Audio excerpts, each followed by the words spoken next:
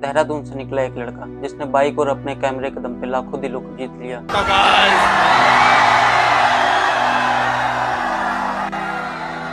आपको तैयार होना इश्यू के लिए।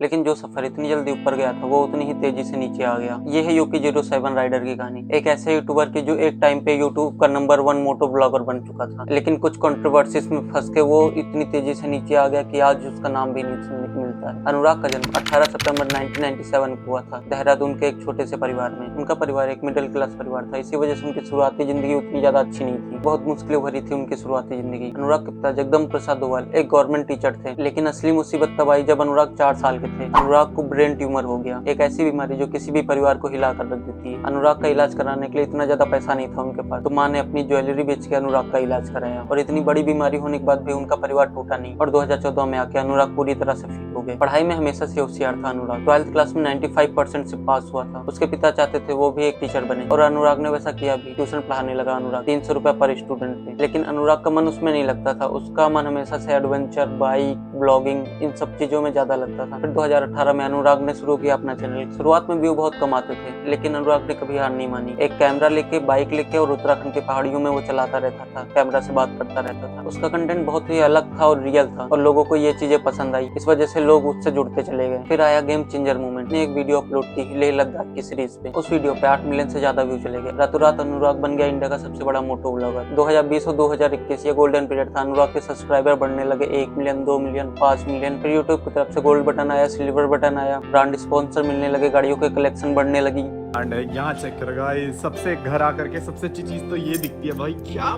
मस्त कलेक्शन दिखती है और क्या सही लाइनअप खड़ी हो रखी है। Super happy to see this.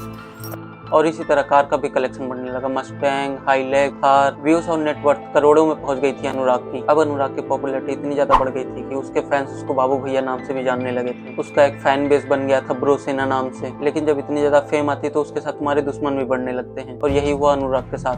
एक और मोटो ब्लॉगर आमिर माजिद ने डिस ट्रैक निकाला अनुराग के ऊपर, जिस डिस ट्रैक में बहुत ही ज्यादा गंदी गंदी गालियां थी, रेसिस्ट स्लर्स थे। अनुराग और उसकी गर्लफ्रेंड को इसने टारगेट किया था, और ये डिस ट्रैक रिलीज होते हुए सारे फैंस एक दूसरे को गाली देना शुरू कर दिया, लड़ना शुरू कर दिया कमेंट सेक्शन में। और भी यूट्यूबर्स ने अनुराग का सपोर्ट किया, जैसे एल्विस यादव हो गए, लक्ष्य चौधरी हो गए, सम्राट हो गए। ये अनुराग के सपोर्ट में आया और अनुराग के लिए बोला, और ट्विटर पे ट्रेंड करने लगा #WithUki07 राइडर। अनुराग की गर्लफ्रेंड साव्या केसी, जो एक नेपाल की मोटो ब्लॉगर थी, उसकी मुलाकात अनुराग से नेपाल और इंडिया के बॉर्डर पे हुई थी। फिर वो साथ में रहने लगे और साथ में वीडियोस वगैरह बनाने लगे। इन दोनों की एंगेजमेंट भी हो गई थी और शादी की तैयारी चल रही थी। लेकिन ये आमिर माजिद वाली कंट्रोवर्सी में ये सब टूट गया। धीरे धीरे इन लोगों के झगड़े शुरू हो गए और आपस में ब्रेकअप हो गया। अब पर्सनल रीजन कुछ भी हो ब्रेकअप का, लेकिन इस पे सोशल मीडिया पे बहुत ही ज्यादा बवाल मचा, कंट्रोवर्सी शुरू हो गई, और धीरे धीरे अनुराग डिप्रेशन में जाने लगे, सुसाइडल थॉट आने लगे। सोशल मीडिया से पूरी तरह अनुराग गायब होने लगा उस टाइम पे, और यहीं पे इन लोगों का ये रिलेशनशिप भी एंड हो गया। शादी टूट गई, एंगेजमेंट टूट गई, और दोनों अलग हो गए। आई deleted all the stories because you know अभी सव्या की मॉम का कॉल आया था, एंड प्लीज किसी को जाकर के हेट मत दो यार, उस लड़की की वजह से उसके घर वालों को मत दो।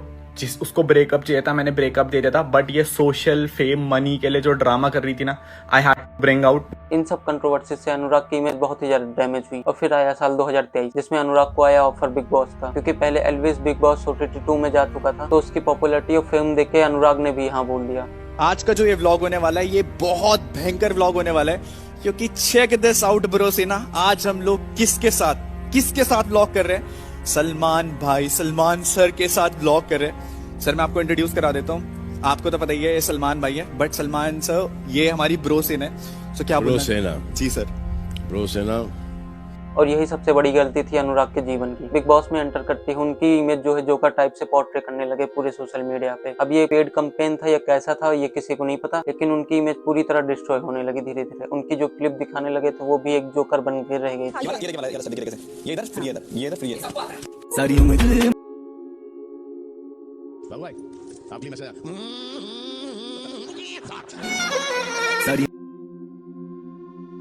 सबसे बड़ी गलत चीज ये है कि आप वैलिडेशन किससे ढूंढ रही हो, जिसके पास खुद के पास कोई वैलिडेशन नहीं है, जिसका खुद का कोई पॉइंट ऑफ व्यू नहीं है।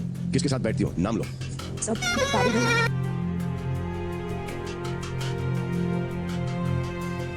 पैसा बात करेंगी, लोग घर में कुछ नया होगा, बिकॉज़ कहीं ना कहीं चीजें बहुत सडन चली गई लोगों के बीच। उस हिसाब से मेरी एक्सपेक्टेशन के अकॉर्डिंग घर में उतना परफॉर्म नहीं कर पाई जो मुझे एक्सपेक्टेड था।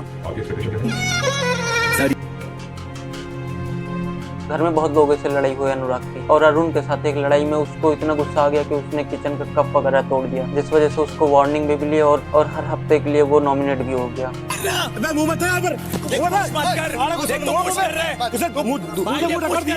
ये पुश तू कर रहा है, कर दिए इसे देखा है, तू कर रहा है भाई के सस्पेंस कर दिए से 2 करोड़ का फाइन है। मैं नहीं खेल सकता भाई, तू फिजिकल पहले तूने करा, सब लोगों ने देखा है, तूने करा भाई, हो गई हद गया भाई, क्या हुआ? आना फिजिकल आना, वहां से उठ के आया, मारूंगा।